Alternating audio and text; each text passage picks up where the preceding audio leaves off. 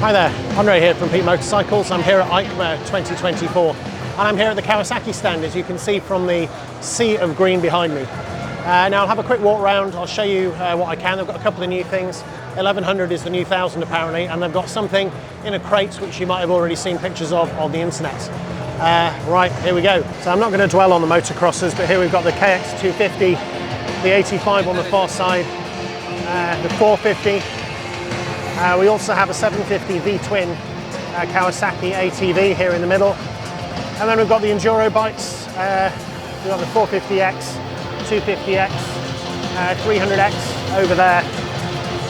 And then the last one is actually a race bike here on the corner. Now this may well have been the crate that you've seen elsewhere. They're not giving a great deal away other than it's, looking at that, it's probably a twin. I can give you a low-down look at these sort of camouflaged forks. Single disc at the front, and in there you can just about see the exhaust header coming out. It's certainly water cooled because there's a radiator, but really can't see much more in there. If I come round to the side of the crate, you can see that that is a 21-inch front wheel. Up there we have the head of a rider, and then all we have on here is Life's a Rally, Ride It, KLE, established 1991. So whatever it is in there, they're not launching it here today, but if you've seen the crate, now at least you know what it is and what's around it. So what we have here is the new Versys 1100. So this is what was the Versys 1000. As this gentleman sitting on that one, I'll show you the one in this year's colours. So here we have it in that rather nice looking black, white and gold. Seems to be a popular choice for a few different brands. And yeah, it's the Versys as a sports tourer was a kind of a cool bike. Seeing it here is the 1100. I guess it's just a little bit bigger. We've got these new Euro 5 Plus rules coming in from January. So in order to sell a bike in Europe, they need to comply with Euro 5 Plus. It's a little bit more stringent. And I'm sure to do that, they've had to go up in displacement on quite a few bikes in order to still get the same power output while cutting down the emissions. Here we have sort of the classic end of the stand with the W800.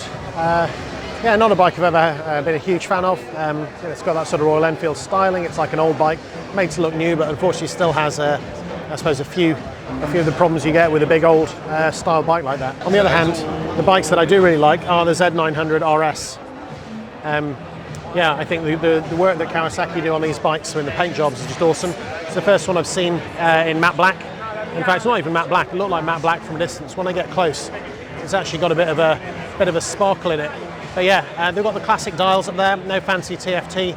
But honestly, when it looks that good, you really don't need it. What we also have here is the Z650 RS in a slightly smaller version, done here with the old Kawasaki badge and the gold and the black. And again, really, really nicely finished bikes. I do think these are some of the best of this sort of retro-looking bikes. It's one of the bikes shown here. It's, I said the W800 wasn't really my thing.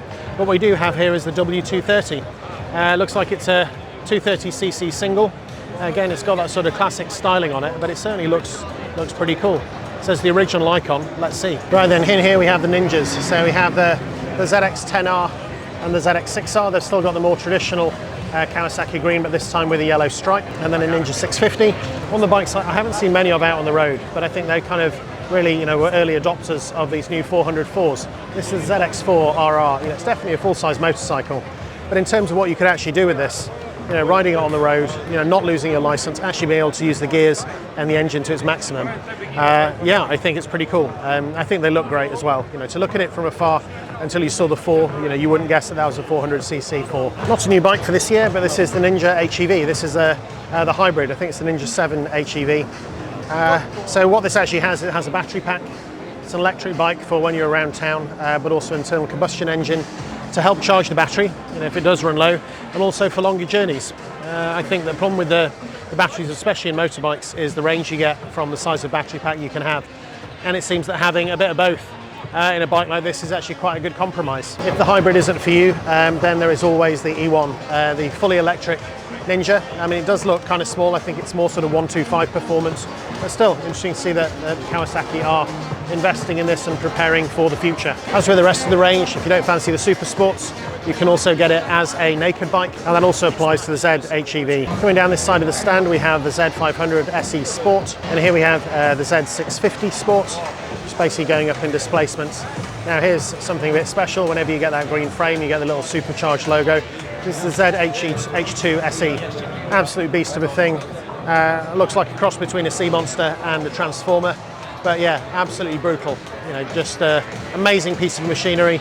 Again, I'm not really sure, other than on a track where you can really use a bike and the performance and the capabilities that something like this really has. What we also have is the new 1100 SX. So 1000 XS, I think, have been the benchmark for these sports tourers for a while. You know, I really like them. I think they're cracking bikes. I've had guests on my tours very often that have them, and that Japanese 4 really is super sweet. And if the 1100 SX isn't enough for you, then you could always go supercharged in a sports tour as well. This is the H2 SX. This one's got all the full luggage and everything on it. I mean, I think they're still fairly comfortable, but yeah, an absolute monster of a bike. You know, if you don't need that level of a performance. I see this one does have a radar assist at the back. I'm not sure that means if someone's getting too close, it sends you off up the road. I'm sure it has it at the front as well to stop you from driving into the back of something that suddenly stops in front of you. Interesting to see that this also has camera fitted at the front. That's kind of a cool feature I'm seeing more and more on bikes. This in here is something a little bit different. It's called a Meguro S1. Not a bike I've come across before. Yeah, it's off here on the side. There is a panel I can scan to find out a bit more about it. But I'll just give you a quick look and then I'll go and look it up later.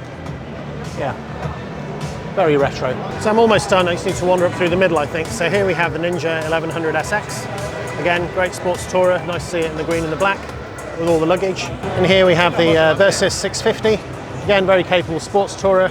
It's getting a bit long in the tooth now, but again, still very popular. We have a couple of the cruisers. Here we have the Vulcan S, and then the second one they have here is the Eliminator. Let's give you a look over that. Cruisers aren't really my thing. It's great that Kawasaki is still doing this, and I'm sure they do have a following. This one's a 500, even though it is quite a significantly sized motorcycle. Yeah, build quality is top notch.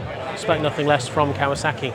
And yeah, definitely more comfort for the rider than the pillion. So last thing I want to show you is the Z900. Now I think as the litre bikes have been getting bigger, faster and more powerful, it has also left a gap that, you know, what litre bikes used to be is still something that people very much want.